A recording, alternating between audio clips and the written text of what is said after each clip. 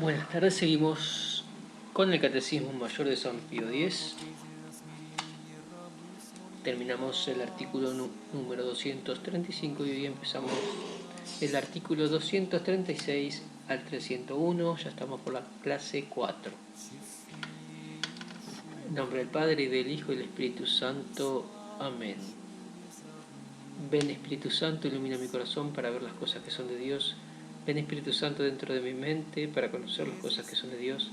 Ven Espíritu Santo dentro de mi alma para que yo le pertenezca solamente a Dios, y santifica todo lo que yo piense, diga y haga, para que todo sea para la gloria de Dios. Amén. Ave María Purísima, sin pecado concebida.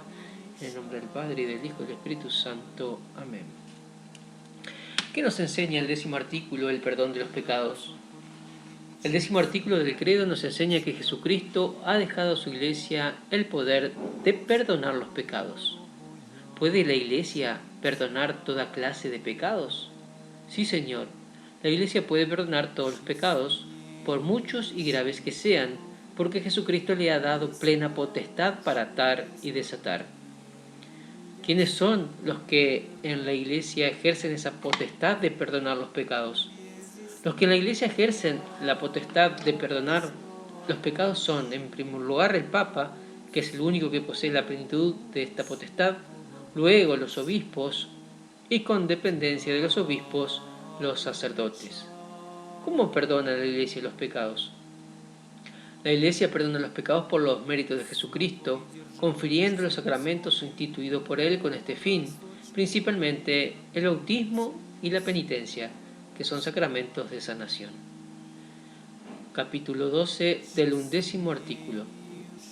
¿Qué nos enseña el 11º artículo? La resurrección de los muertos.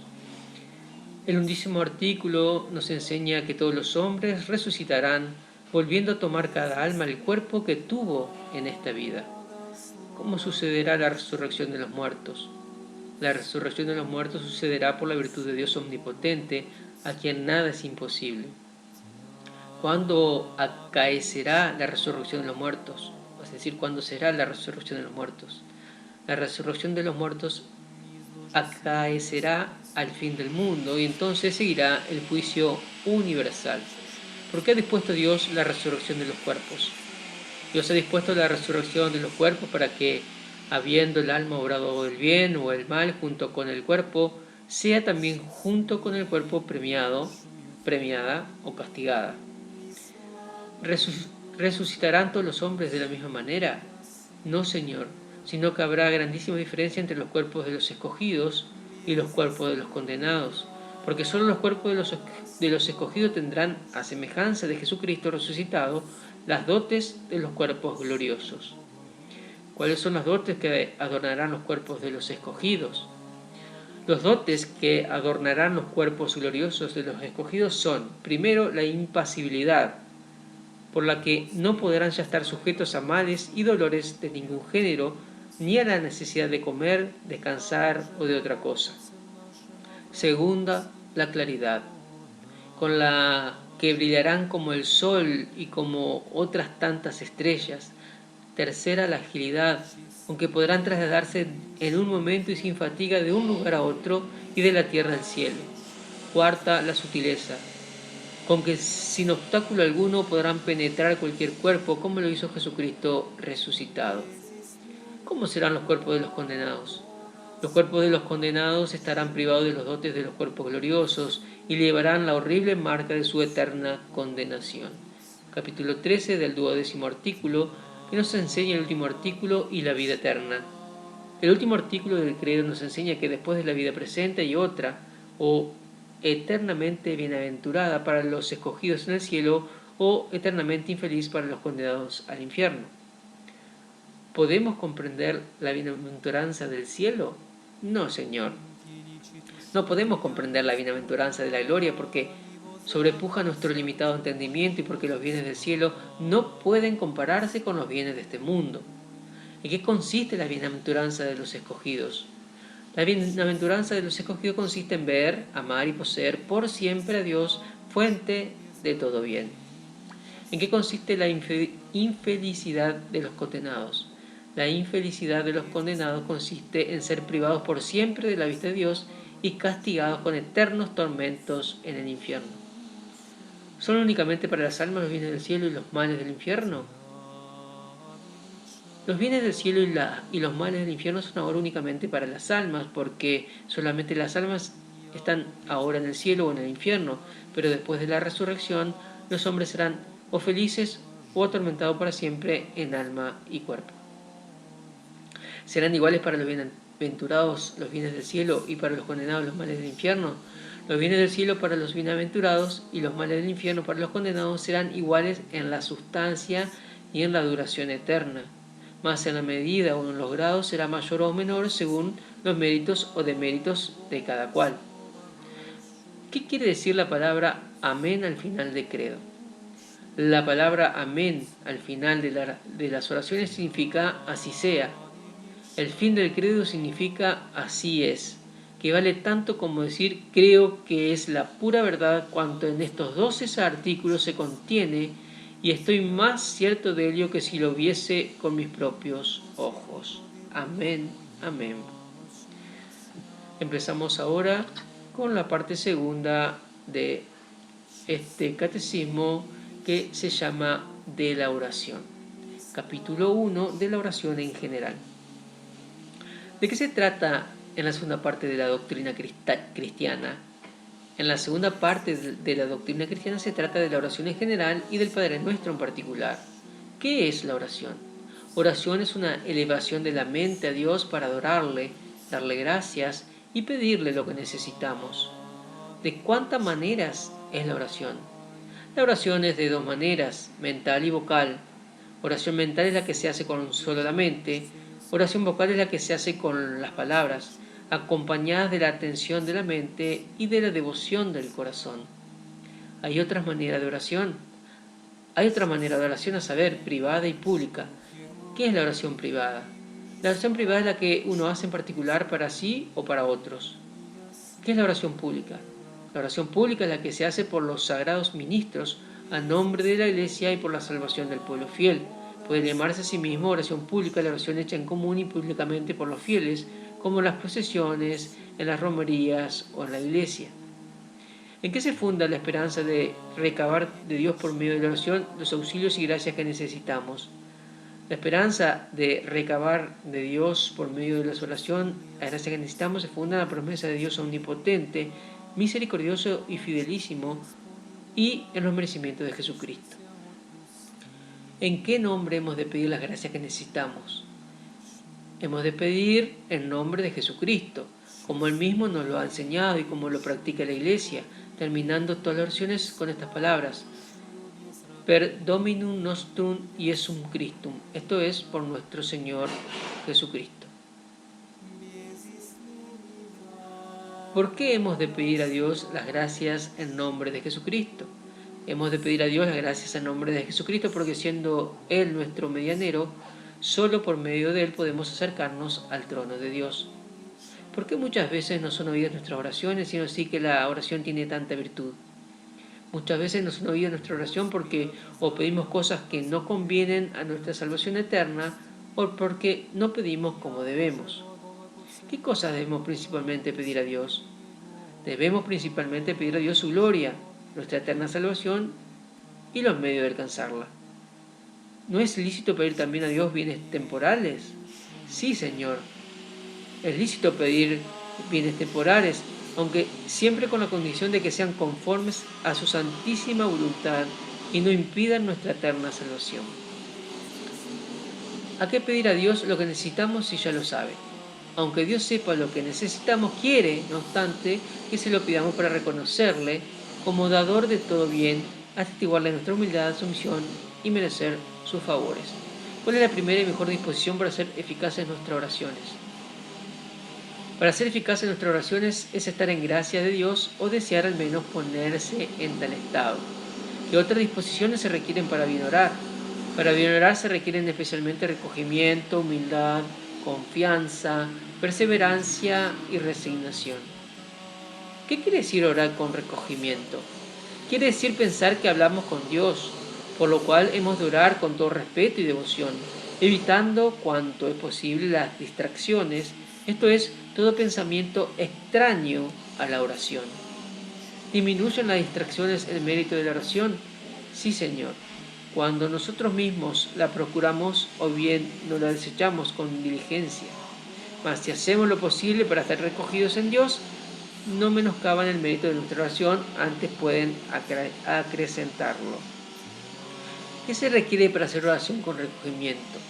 Antes de la oración debemos alejar todas las ocasiones de distracción y durante ella pensar que estamos delante de Dios que nos ve y escucha. ¿Qué quiere decir orar con humildad? Quiere decir reconocer sinceramente la propia indignidad, impotencia y miseria, acompañando la oración con la compostura del cuerpo. ¿Qué quiere decir orar con confianza? Quiere decir que hemos de tener firme esperanza de ser oídos, si ha de ser para gloria de Dios y nuestro verdadero bien. ¿Qué quiere decir orar con perseverancia?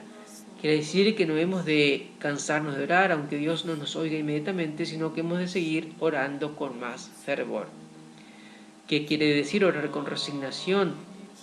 Quiere decir que nos hemos de conformar con la voluntad de Dios, pues conoce mejor que nosotros cuando nos es necesario para nuestra salvación eterna, aun en el caso que no sean oídas nuestras oraciones.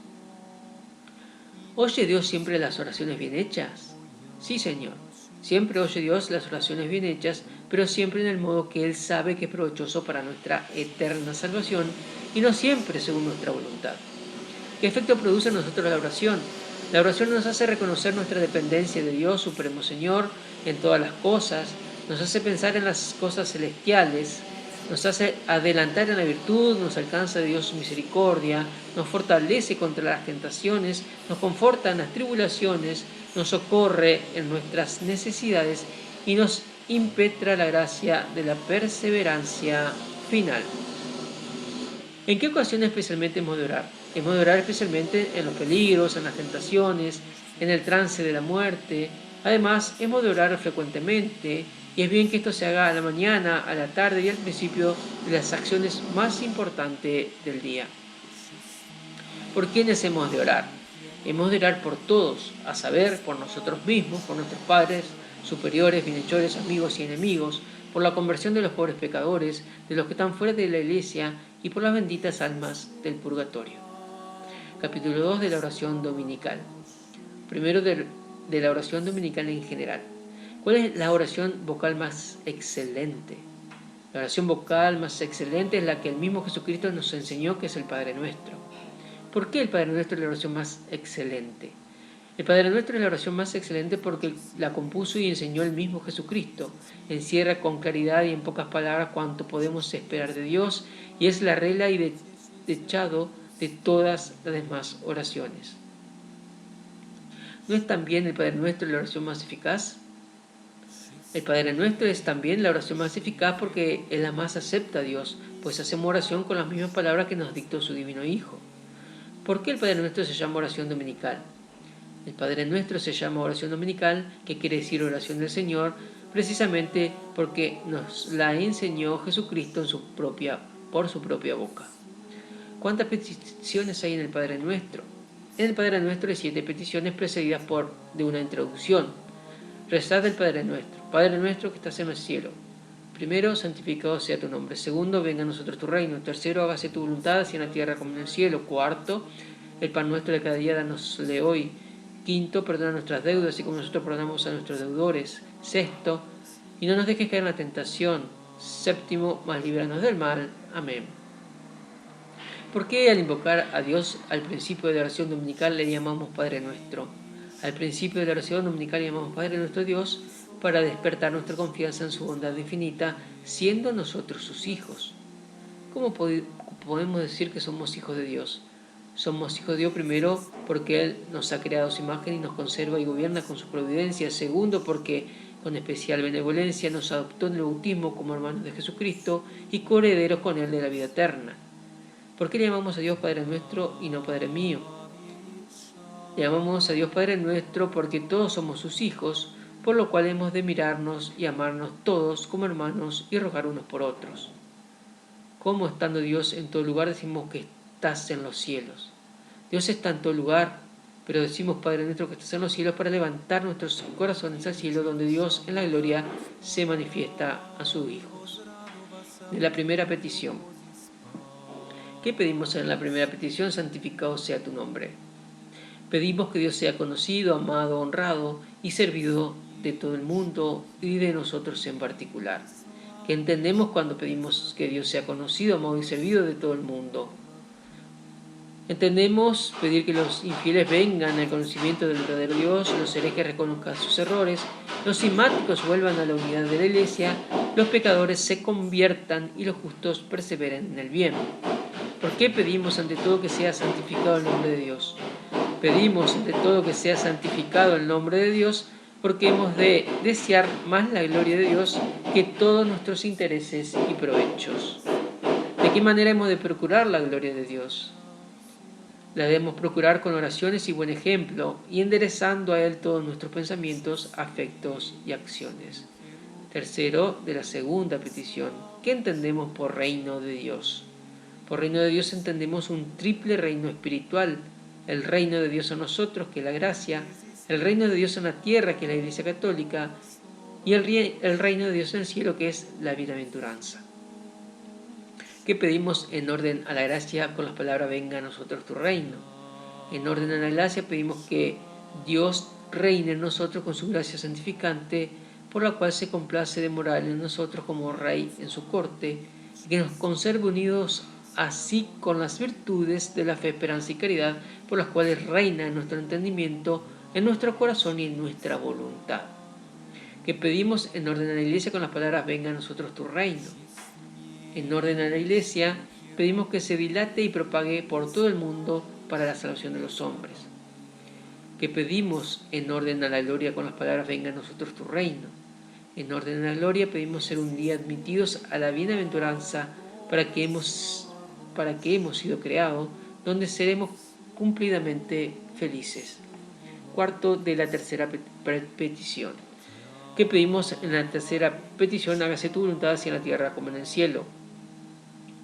En esta tercera petición pedimos la gracia de hacer en todas las cosas la voluntad de Dios, obedeciendo sus santos mandamientos con la misma presteza con que los ángeles y santos le obedecen en el cielo. Pedimos además la gracia de corresponder a las divinas inspiraciones y de vivir resignados a la voluntad de Dios cuando nos enviare alguna tribulación. ¿Es necesario que cumplamos la voluntad de Dios? Es tan necesario que cumplamos la voluntad de Dios como lo es alcanzar la salvación eterna.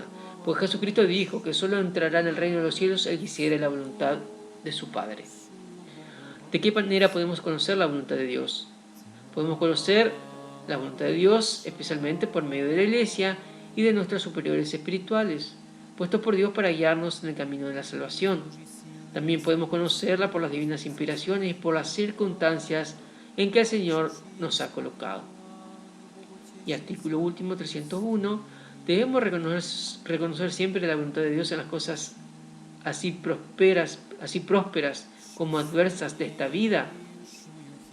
En las cosas prósperas como adversas de esta vida hemos de reconocer siempre la voluntad de Dios, el cual todo lo dispone y permite para nuestro bien.